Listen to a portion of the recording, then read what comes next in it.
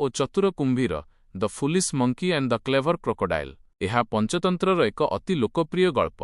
ଗଳ୍ପ କାହାଣୀ। ଥରେ ଗୋଟିଏ ମକର ମଙ୍କି ଏକ ନଈ କୂଳରେ ଥିବା ଏକ ବିରାଟ ଜାମୁକୋଳି ଗଛ ଜାମୁନ୍ ଟ୍ରି ଉପରେ ରହୁଥିଲା। ସେ ପ୍ରତିଦିନ ସେହି ଗଛରୁ ମିଠା ଜାମୁକୋଳି ଖାଉଥିଲା। ସେହି ନଦୀରେ ଗୋଟିଏ ବଡ଼ କୁମ୍ଭୀର କ୍ରୋକୋଡାଇଲ୍ ରହୁଥିଲା। ଦିନେ ମକର କୁମ୍ଭୀରକୁ ଦେଖିଲା ଏବଂ ତାକୁ କିଛି ଜାମୁକୋଳି ଦେଲା। କୁମ୍ଭୀର କୋଳିଗୁଡ଼ିକ ଖାଇ ବହୁତ ଖୁସି ହେଲା। ସେହିଦିନଠାରୁ ସେମାନେ ବନ୍ଧୁ ହୋଇଗଲେ। ମକର ପ୍ରତିଦିନ କୁମ୍ଭୀରକୁ ମିଠା ମିଠା ଜାମୁକୋଳି ଦେଲା। ଦିନେ କୁମ୍ଭୀର ସେହି କୋଳିଗୁଡ଼ିକରୁ କିଛି ନେଇ ତାର ସ୍ତ୍ରୀକୁ ଖାଇବାକୁ ଦେଲା। କୁମ୍ଭୀରର ସ୍ତ୍ରୀ ୱାଇଫ୍ କୋଳିର ସ୍ୱାଦ ଚାଖି କହିଲା, ଯେଉଁ ମକର ପ୍ରତିଦିନ ଏପରି ମିଠା ଫଳ ଖାଉଛି ତାର ମାଂସ ହାଟ୍ ନିଶ୍ଚୟ ଆହୁରି ମିଠା ଲାଗୁଥିବ। ମୁଁ ସେହି ମକରର ହୃଦୟ ଖାଇବାକୁ ଚାହୁଁଛି। କୁମ୍ଭୀର ଏହା ଶୁଣି ଚିନ୍ତିତ ହୋଇଗଲା। ସେ ତାର ବନ୍ଧୁକୁ ମାରିବାକୁ ଚାହୁଁନଥିଲା, କିନ୍ତୁ ସ୍ତ୍ରୀର ଜିଦ୍ ଆଗରେ ହାର ମାନିଲା।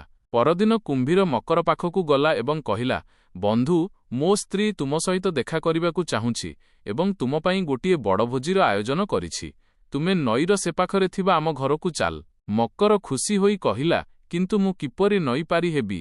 କୁମ୍ଭୀର କହିଲା, ତୁମେ ମୋ ପିଠି ଉପରେ ବସିଯାଅ। ମକର କୁମ୍ଭୀର ପିଠିରେ ବସିଗଲା।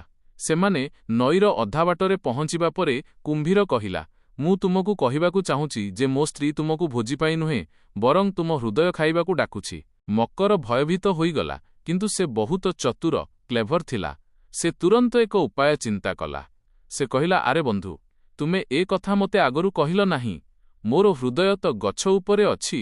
ଫଳ ଯେଉଁଠାରେ ବଢ଼େ ହୃଦୟକୁ ସେଠାରେ ସୁରକ୍ଷିତ ରଖିବାକୁ ପଡ଼େ। ଚାଲ ଫେରିଯିବା। ମୁଁ ମୋ ହୃଦୟ ଆଣି ତୁମ ସ୍ତ୍ରୀକୁ ଦେବି। କୁମ୍ଭୀର ମୂର୍ଖ ଥିଲା। ସେ ଭାବିଲା ମକର ସତ କହୁଛି। ସେ ମକରକୁ ଧରି ଫେରି ନଈକୂଳକୁ ଆସିଲା।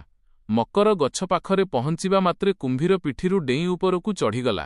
ଉପରୁ ସେ କୁମ୍ଭୀରକୁ ଚିଡ଼ାଇ କହିଲା, ଆରେ ମୂର୍ଖ, ହୃଦୟ କ'ଣ କେବେ ଦେହରୁ ଅଲଗା ହୋଇ ରହେ? ତୁମେ ଜଣେ ବିଶ୍ୱାସଘାତକ। ଆଜିଠାରୁ ଆମ ବନ୍ଧୁତ୍ୱ ଶେଷ।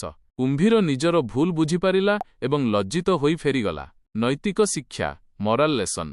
ବିପଦ ସମୟରେ ବୁଦ୍ଧି ହିଁ ସବୁଠାରୁ ବଡ଼ ସାହାଯ୍ୟ। In times of danger wit is the greatest help.